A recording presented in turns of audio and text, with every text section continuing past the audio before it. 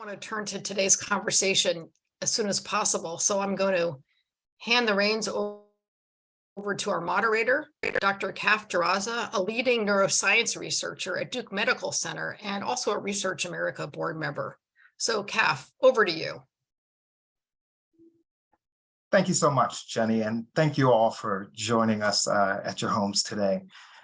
The two-part, 4-hour-long documentary, Hiding in Plain Sight, follows a journey of over 20 Americans from all over the country and their families. In this documentary, we watch these young people who at times struggle with their thoughts and are sometimes overwhelmed with them. But we also see a story of resilience. And in that, we learn from these young people what they've learned about themselves, their families, and the world that they live in. Thank you so much, Chris. Thank you so much, Erik, for being here and for accepting the Isadore Rosenfeld Award. You'll be receiving it in person in March with the rest of your team for this wonderful documentary that you've made, Hiding in Plain Sight. So let's start from the beginning. We'll have some time with me doing my best Oprah impression and asking some questions. We've heard from some of you and your team about why they created this film, but I'm curious about how you came up with the name. Chris? Oh boy. This is going to sound incredibly unrealistic and hokey, but it actually came to me in my sleep. I woke up, as I do often, in the middle of the night, thinking about whatever project it is that we happen to be working on. You know, of course, at this time we were in the beginning stages of this film, this project. And, you know, of course, we as a team think incredibly deeply about it. I mean, it's sort of an obsession of ours for this one was 3.5 years, in production. But yeah, I woke up in the middle of the night with an epiphany. I don't know what I was, whether I was dreaming about this or what, but, I sat up in bed and I realized that, that there were sort of two pillars to the film, and ultimately they existed on the same plane. I mean, the issue, the problem, the crisis is under our nose. It's hiding in plain sight. It's everywhere. The statistics are 1 in 4 Americans, and we know now that those statistics are misleading. It's 4 in 4. All of us, are suffering. We all have mental health in the same way that we have physical health. But I also realized too that a large part of the answer is also hiding in plain sight. It's also right there in front of us, and that is to start talking about it. To engage in public discourse, to be open and honest with one another. And truly, it's in our opinion is the way that that true change is going to be brought about in this regard in terms of of mental health awareness. But yeah, I mean, it was. I wish I had a better story for you. No, that's a remarkable history to the name. So I was watching the film and there was this quote that stuck with me. It was from Pete, Kevin's dad. And he said he was describing the experience of navigating mental challenges with his child. And he said, it's the difference between watching a war movie or a Vietnam movie and being in the jungle, having someone shoot at you. So in learning a little bit about films, I learned that there's something called the fourth wall. And what that essentially is, it's an imaginary wall that separates out the participants from the audience. And I'm really curious about how you all went about breaking down this fourth wall and bringing people into the story and incorporating them into the broader storytelling process. I love the fact that you brought up the fourth wall. Because it was probably one of the most organic decisions we actually made in creating the film. When we first started, we had to figure out how are we going to do this? Who are we going to interview? And what's the film going to look like? And we very, very quickly realized that this film needs to be the voice of the youth. If the topic is youth mental health or youth mental illness, we need to listen and hear what they have to say and document their struggles, but also their triumphs and their path to wellness.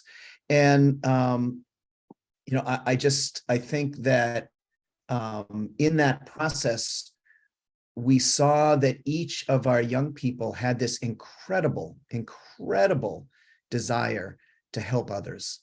And when we talked to them, they started providing advice in their interviews. They started saying, listen, if you're going through this, then you should maybe consider this, or you should have as Yaneri says in the film, you should talk to yourself about your issues, because then you will learn how to better negotiate talking to others. Just little tidbits of practical advice, and just plain old empathy, where Lydia at the very end of the film, the last word in the film, she just says, I know where you're at and I feel for you. And it was that, combined with Chris had this as the cinematographer, the director of photography, he had this brilliant idea of purchasing and utilizing this piece of equipment that allows the interviewee, when I'm doing the interviewing, they see my face in the lens. It's kind of like a teleprompter. And so what that does, in a way that, all of Ken's films in the past, the person is looking off just to the left or to the right of the camera. They're not looking straight in the camera. And we realized in one test case how incredibly impactful the meaning and the sense of communication with an audience sitting in their home, watching it on their TV or their laptop. And we just said, my God, we have the power. The kids, the young people have the power to convey a great deal of profoundly meaningful information, not only to their peers, but to the peers' parents and grandparents and teachers and policymakers. And so we just had to make the right story and tell the right story in a way that was as seamless and as smooth as possible. So, the fourth wall is everything in this film. It's part of the message. Yeah, I was watching one section and I was so struck. It was a story of Leah, the young woman who struggled with addiction. And it's in this section where they're talking about family therapy and the importance of sort of connecting the story within the broader family context. And she starts telling about how she's in family therapy and she's finally let her mom hear about the feelings she's held throughout her life, also being the child of someone with addiction. And in that moment, her mom walks onto the set and gives her a hug. And it was just, for me, watching that, it was such a remarkable human moment that reminded me that there are other people inside the room as you're doing the filming. And I'm wondering, what was that experience like for you as you're talking to the young folks? Were their parents generally there? What sort of experiences did they have with their children when the camera went off? I'd love to hear more about that wall and how that was torn down as well. It's truly remarkable. I mean, each one of the interviews represents, the actual on-camera interview represents 5, 6 at most, or 7 months worth of conversations, relationship building, correspondence, multiple Zooms. It was incredibly important for us, not only that, that we found, as diverse and inclusive a body of incredibly courageous souls to tell their stories, but that we went about it the right way. Almost every one of the interviews, in the room at almost every one of the interviews was, an advocate, whether it be parents, most oftentimes therapist or psychiatrist, et cetera, et cetera. I mean, right behind the camera, we were probably thinking 5, 6, 7, 8 or more people. So I think that each one of what you see on camera doesn't accurately reflect the number of people that were there in support of our interview subjects. And Leah's story was one of the first stories that we discovered in Miami. We met Leah and her mother, who was also in the film, simultaneously, and they both told us their stories, and it was a perfect fit. Wow. Yeah, I was also thinking about the story of Xavier. So he was talking about when he was young and the candy wrappers, and his dad would see the candy wrappers, and it was an abusive situation, asking which of the kids ate the candy wrappers. And I was so moved thinking about that young child. And, as I was sort of sitting back and thinking about that, it occurred to me that you all were also in the room, right? So, you two, Chris and Eric, you aren't cameras, you're human beings in the room, also hearing these stories. And what was it like holding these experiences in the room as you were walking through that with the young people? What was that like for you all? I feel like you were there because that's a perfect question to ask and to talk about Xavier in particular, because we as a business, as a filmmaking business, we knew that we had to take some degree of risk flying to different locations all over the country, and knowing that the young person might actually want to opt out at the last second. I can't. And the most important thing of all is the person's mental well-being. So when we went to interview Xavier, we went down to the skateboard park because we thought it would really be fun for him to do what he loves most, for an internet, a national and international audience, to show what he is all about.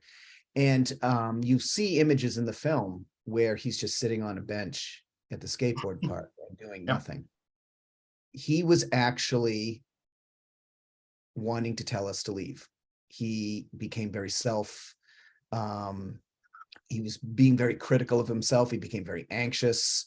And, we basically did what we could to help ease his concerns, but we said, listen,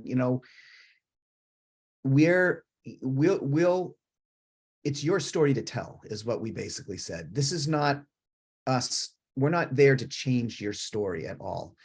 And we're going to show up tomorrow morning. And if you still want us to leave, we will. It's fine. And we showed up the next morning. He wanted to do it.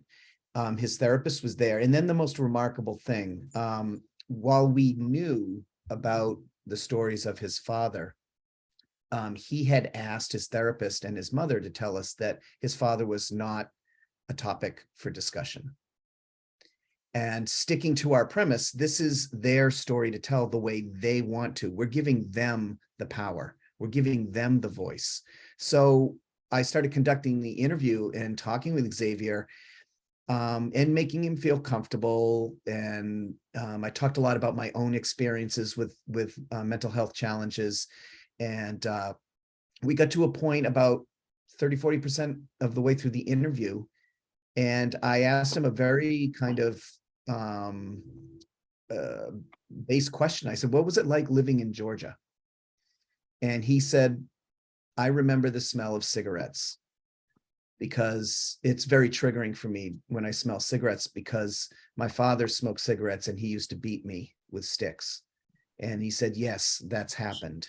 And then it was a whole new terrain for Chris and I and our team, because we thought we shouldn't be discussing this.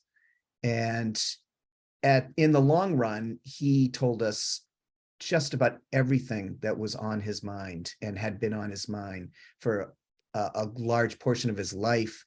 Both his mother and his therapist came up afterwards in tears and said that this is the first time he's ever owned that part of his story. And the fact that he wanted to own it in front of millions of viewers is beyond words. And we made sure before the film aired that he was still comfortable with the fact that, and he was, and he wanted that story because he knew it might help some kid out there who's afraid to talk about his own experiences. Now that is why we made this film. That is why this film has turned into a mission and not just another project and we move on to the next. We have to get his story in the stories of 22 other individuals in the hands of as many young people and their parents as possible, because this, like Chris said, this solution is also hiding in plain sight. One of those potential solutions is the simple act of talking. We say in the film, this is the last thing I'll say on this question, is we say in the film, but the first and often difficult step is to simply start talking about it. And here are these unbelievably courageous and brave young people who are willing to do just that in the hopes that they will inspire others to do the same. Well, thank you so much for what you and your team have done, not simply telling the story, but empowering our young people to be able to tell their stories and find the strength and the resilience in it, certainly. You'd said that the airing of this film isn't the beginning, right? It's just the beginning, right? And there's so much more to do. What kind of conversations do you hope that the film will encourage amongst friends and family members or schools? I think that it's the most important conversation that we can be having right now. It's a conversation that is centuries overdue. I mean, we all assume, we all just accept that that our physical well-being is just a universal aspect of life, right? None of us think that we're immune to the flu or to COVID or what have you. And yet we've, for centuries, we've othered the experience of mental health challenges, mental illness. These incredibly, thoughtful and, as I said before, courageous youth are giving us the example of what to do, how change can be made. I mean, they're sharing with us and with millions, in many regards, some of the darkest moments, most challenging moments of their life, in a hope that it'll inspire us to do the same. These conversations are the only way that we're going to be able to normalize the experience of something that we all experience on a spectrum. I think that that seeing it was really incredible for Erik and I, throughout the production process, to recognize a bit of ourselves or our families' stories in every single one of the 23 youth and young adults, regardless of their symptoms, the severity of them, their upbringing, the circumstances of their lives. We were able to relate to every single one of them in some way, shape, or form. And if that can happen for us, that can happen for anybody. It should hopefully happen for everybody. And I think that's the point. These discussions, these conversations, albeit they're one-sided when you watch the film, but hopefully, again, it'll inspire us to to have these two-way conversations, to be open and honest with one another, and and help to push the needle. And you talk about the beginning. Most films end when they air. That's when it's released, it's out there, and you've done your job, and on you go to the next topic. But it's the beginning for us in the sense that there is a mission, and the mission has been emboldened not only by our film itself, but by the countless numbers of mental health professionals across the country, advocates, clinicians, therapists, counselors, social workers, who have all unanimously told us how meaningful, how profoundly meaningful this film is, because we ask the questions. What does it look like having these challenges? Where did they possibly come from? How does it feel on a daily basis? These are critical questions that no one wants to really talk about, or very few, because it's a dark topic. It's a sad topic. It's a painful topic. But how do we move forward and address this mental health crisis in the country if we're not having the important conversations? So what is this the beginning of? Well, for starters, we're doing a second film on adult mental health and an examination of the mental health care system in America. We're also taking this first film, we're continuing to screen it at events, symposiums, conferences, conventions all across the country. We have dates lined up all the way through next May.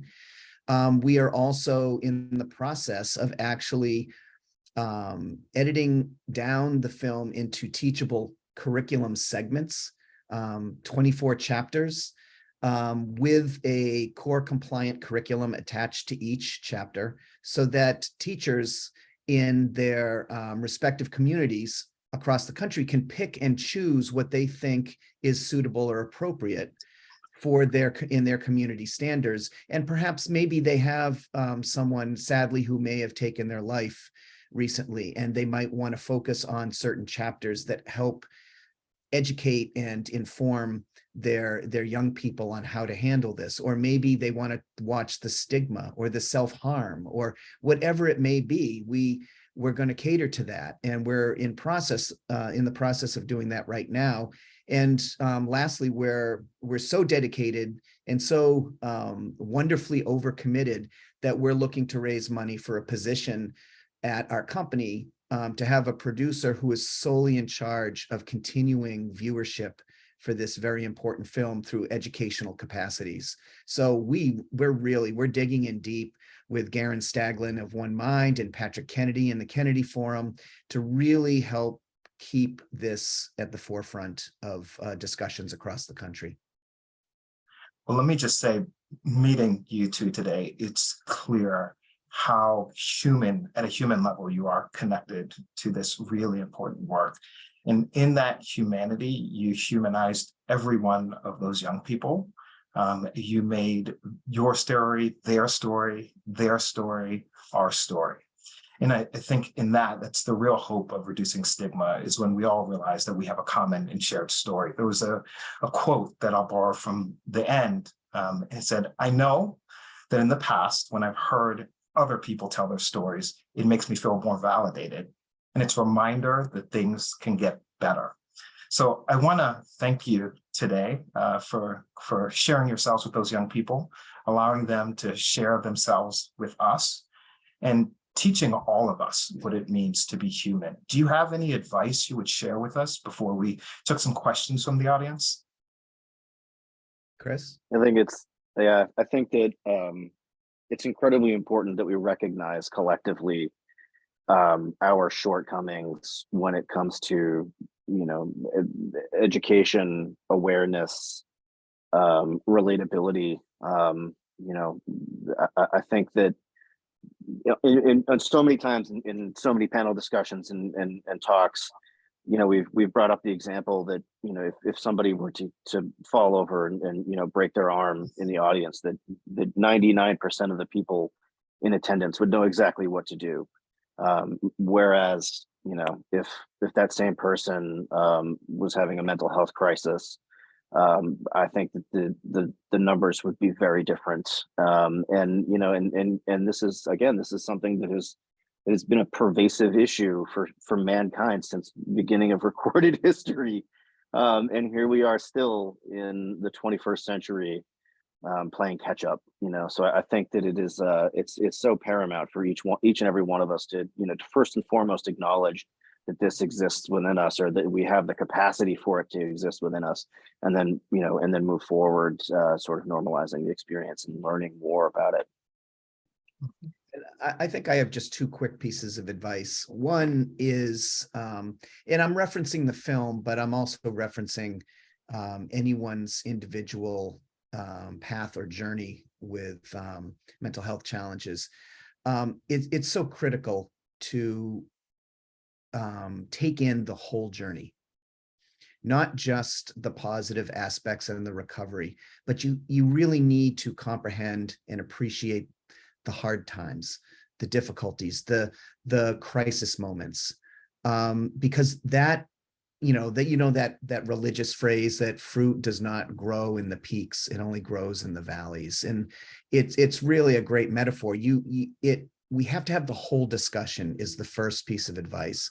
And I always tell people, episode 1 is difficult. Episode 2 less so, but it's no less important. You need to, to take the journey, the full journey. That's where the resilience and the hope comes from. And the second piece of advice is, we spoke about the importance of speaking out, finding the courage to speak out. That first critical step, but there's another critical step, and that's to listen. For those who receive the information from someone else who's struggling, to listen on a level that you haven't perhaps before. If it's a young person, someone who's 6 or 7 years old, listen to them at their level, not your level. Don't discount their feelings and say, oh, it's everyone has a hard time with that. Don't, it'll go away. No, listen and be that empathy and that support, even when, it might even get in the way of discipline with your children or your teens. But to listen on a whole different level is going to be far more rewarding than if you stay the course of being a strict parent or whatever you want to call it. So those are my two pieces of advice. And Jenny, do we have any questions from the audience? We sure do. And I think my colleague Sam has been monitoring the Q&A. Yes, I have. And I just want to start by thanking all of you for being here today, and both of you for this amazing film and all of your work. It truly is so inspiring. So we do have a couple of questions in the chat. The first that we have is, it's so great to hear that so many of the kids have strong support systems. Were there any common themes among the young people you interviewed in terms of what they hoped for or wanted society to provide for them? More resources in school, greater awareness about how parents navigate childhood trauma? Yeah, I think especially when you're talking about suicide, that word no one wants to hear, no one wants to say. The facts of the matter, the more you talk about suicide, the less likely a young person or individual may be inclined to consider it or have suicidal ideation. So I really think that a lot of young people want the discussion to be had more openly and address the issues, especially in school. There's a major story in the second half of our film about a school's utter failure, complete and total failure to deal with a mental health crisis in their school and in their community, and how lost the students felt, and how disappointed they were in their superiors and their leaders. And it's a very strong message that these young people ultimately make in the name of trying to be heard and trying to say, we're not going to take this sitting down anymore. And I think that's rare. I don't think a lot of communities have the experience where the kids take over, but they wished that it came from education and more knowledge and more programs in school that can help counsel them, not academically as a counselor, but as a therapist or a social worker, someone who can provide some guidance when they really are at, let's face it, some of the most difficult parts of growing, of becoming an adult are our teenage years. So I do know that. Chris, is there anything I'm missing? Yeah, I mean, I think that so many of them had been in different ways connected to support systems within their community or outside of their communities, even that were a lifesaver in many regards. I think that one of the common themes that runs through every one of their stories is that initial period, that early detection, early intervention, or I should say the lack of early detection and early intervention for many of them, for most of them.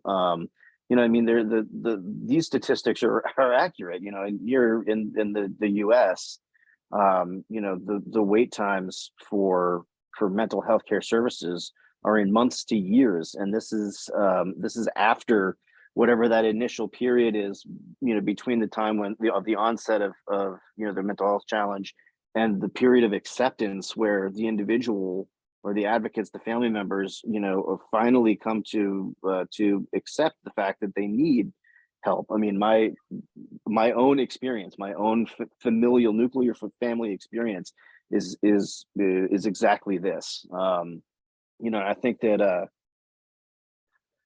the resources are lacking, and the psychiatrist featured in the film, she says it best. She says, our society wasn't equipped to handle the mental health care needs, prior to 2020 and the pandemic, and we certainly are no nearer to to meeting those needs after. So I think there's a tremendous amount of work to do, but at least the conversation is starting. Absolutely. Thank you. And Chris, you just mentioned how you saw yourself in all of these individuals. And we have a question here that asks how the experience of making this film has impacted your perceptions of your own mental health. Oh my goodness. I'll steal your line, Eric. For Eric and I personally growing up, we knew nothing of mental health, but a lot about mental illness. Jump generationally to us, going through the process of making this film, meeting all these incredible youth, young adults, collecting their stories, experiencing, their lived experience with them. At the beginning of this film, and I'll make this a short story, but my daughter, who was 5 at the time, had been experiencing her own mental health struggles for a year, onset around 4. And this included suicide ideation and aggression, and in such a young human, especially your daughter. This is a really scary thing, and my wife and I, admittedly, based on, as we were talking before, a lack of education, the lack of awareness, and the lack of support ourselves, we handled it terribly. Our response was, "You can't possibly mean that. You can't. You don't know what you're talking about. This is, and we were completely baffled, had no idea what to do, and we were failing our daughter. And it was only through the experience of making this film and meeting these incredible people and collecting their stories and sharing in their experiences and relating to them, that my wife and I were able to become educated and become aware of our the lack of education, the lack of awareness, the lack of empathy and relatability, and finally we're able to meet our daughter at 6 where she needed us to meet her, and got her hooked up with the services that she needed. So it has impacted us, both Eric and I won't speak for you, Eric, about your own path, but it has impacted us incredibly. The impact has been incredible. Yeah, for me, I had a very troubled childhood. I had a lot of emotional issues. I didn't have a lot of friends. I didn't play a lot. I played independently. I went to a psychiatrist in the 70s when I was like maybe 9 or 10 years old for a few years, which only recently I found out by asking questions to my parents that and this is shocking to me, that I wasn't going there for me. I was going there for my sister. And I thought my whole life that my parents were sending me because they knew I had very problematic emotional issues and guilt problems. The fact of the matter is, whether I benefited by it or not, I was put right back in the same family situation after I stopped seeing this psychiatrist. And I went right back to the same issues that have plagued me my entire life. And when we started making this film, I had come to a crisis point.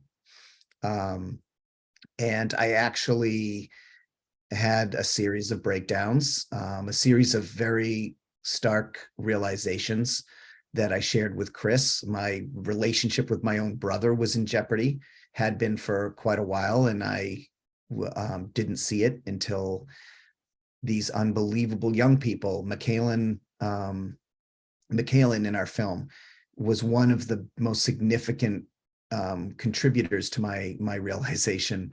And I found myself talking to my kids and to my wife and telling them what I've realized, and my brother especially, about the things that I realized about myself, and that I want my kids to see that I can change and that I can improve, and I can hopefully prevent them from having the same problems that I had growing up in my life. And it just like Chris with his story of his young daughter, this film literally changed our lives. And again, it can help others. If we are able to see ourselves and make those adjustments and also feel that relatability that these people, like you said, the humanity of all of us, to just feel it coming through, it empowers you. And when you identify your problem, it actually sets you free. I've heard it so many times from them and other people that when you start talking about it, it sets you free. It doesn't own you anymore. You own it. And you can tell whoever you want. I don't care if my parents know if I'm talking about this or not, because it's necessary to set me free. And I've been a changed person ever since. So you couldn't have asked whoever it was in the audience a more relevant question to us about the impact of this film, the value of this film personally. And we just hope that it will make a difference in other people's lives. Well, Chris and Erik, thank you so much for your passion and for the sacrifice that we know you invested in developing this film and telling these stories. Yeah, maybe we can put the link in the chat if people at home also want to be able to see it. Can we add that in there as well? Absolutely. And we just really look forward to honoring you two, Ken Burns and the rest of the team, at our Advocacy Awards dinner in March.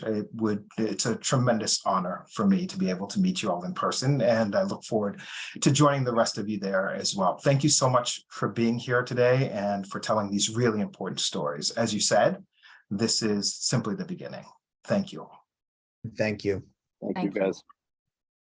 Thank you, Kath and Sam and Chris and Erik. And I'll just end by saying that this is an incredible way to close out our series of Alliance member sessions with our Isadore Rosenfeld awardees. And your commitment and your passion and your openness is really stunning. So it's a good feeling to carry into the new year with us. And we'll be seeing all of you in the new year when we begin our Alliance meetings again. Thanks so much. And everybody be well. You too. Happy Thank you all. holidays, all of you. Happy holidays.